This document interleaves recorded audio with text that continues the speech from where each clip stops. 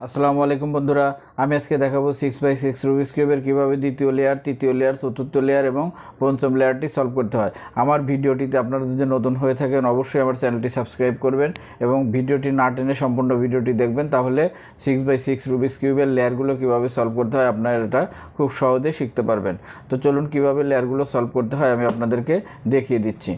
দেখেন উপরে একটি ইয়েলোর একটি সেন্টার ফেস আছে। এই ইয়েলো সেন্টার পিসের চারপাশে চারটি এস পিস আছে, একটি দুটি তিনটি চারটি। এই চারটি এস পিসের যে এস পিসের সঙ্গে ইয়েলো কালারটি থাকবে সেই এস পিসটি আমি বাদ রাখবো। দেখেন এখানে এখানে নীলের সাথে একটি হলুদ আছে। দেখেন এই এস পিসটি দিয়ে আমি কোনো কাজ করতে পারবো না।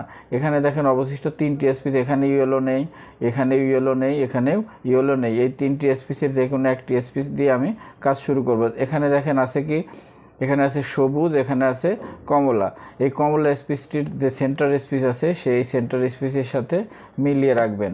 দেখেন এখানে কমলার কিন্তু সেন্টার পিসের সাথে এই স্পিসটি যখন মিলে যাবে তখন উপরে যে কালারটি থাকবে এই কালারটি ডান পাশের সেন্টার পিসে থাকবে অথবা বাম পাশের সেন্টার পিসে থাকবে। এখানে বাম পাশের সেন্টার পিসে আছে, দেখেন এই গ্রিন এবং এই গ্রিন, এটি যখন বাম পাশের স্পিসে থাকবে তখন আপনি এইভাবে রেখে বামের সূত্র অ্যাপ্লাই করবেন। বামের সূত্র দিলে আপনি একটি দুটি করে আস্তে আস্তে সলভ হয়ে যাবে স্পিচগুলো। দেখেন এখানে যেহেতু বামে আছে আমি এভাবে এটিকে ফ্রন্ট ধরবো, ফ্রন্ট ধরে বামের সূত্র অ্যাপ্লাই করব। বামের সূত্র কি ভালো করে লক্ষ্য করবেন, up inverse, left inverse, up, left, up, front, up inverse, front inverse.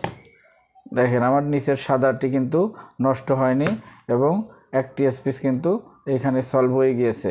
এখন আরেকটি দেখেন এখানে নীলের সাথে আছে হলুদ, এটি নিতে পারবো না। এখানে আছে দেখেন গোলাপির সাথে হলুদ, এটাও নিব না। এখানে নীলের সাথে আছে কমলা, তাহলে নীলের সাথে কমলা নীলটির সাথে এভাবে মিলিয়ে রাখবেন। এভাবে যখন মিলে যাবে তখন এই কমলাটি হাতে বামে আছে, যখন বামে থাকবে অবশ্যই আপনি বামের সূত্র অ্যাপ্লাই করবেন। বামের সূত্র কি, up inverse, left inverse, up, left, up, front, up inverse, front inverse. বারবার লক্ষ্য করবেন সাদাটি যেন নষ্ট না হয়। এখানে আমি আরেকবার দেখেন, এখানে নীলের সাথে হলুদ, এটা বাদ। এখানে হলুদের সাথে সবুজ, এটাও বাদ। এখানে দেখেন হলুদের সাথে গোলাপি, এটাও বাদ। এখানে নীলের সাথে গোলাপি, এটা হলুদ নাই, আমি এটা, এই যে নীল এবং এই সেন্টার পিসের নীল এখানে কিন্তু সলভ হয়ে আছে।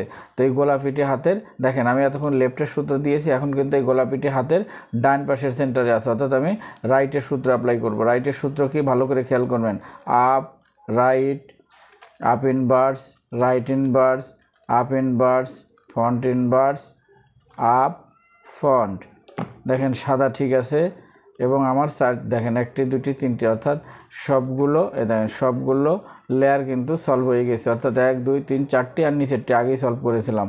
অর্থাৎ আমার নিচের যে চারটি লেয়ারটি আছে এই চারটি লেয়ার কিন্তু আমার সলভ হয়ে গেছে। এরপরে আমি দেখাবো কীভাবে ইয়েলো কালারটি সলভ করতে হয়। আমার সবাইকে আল্লাহ হাফেজ।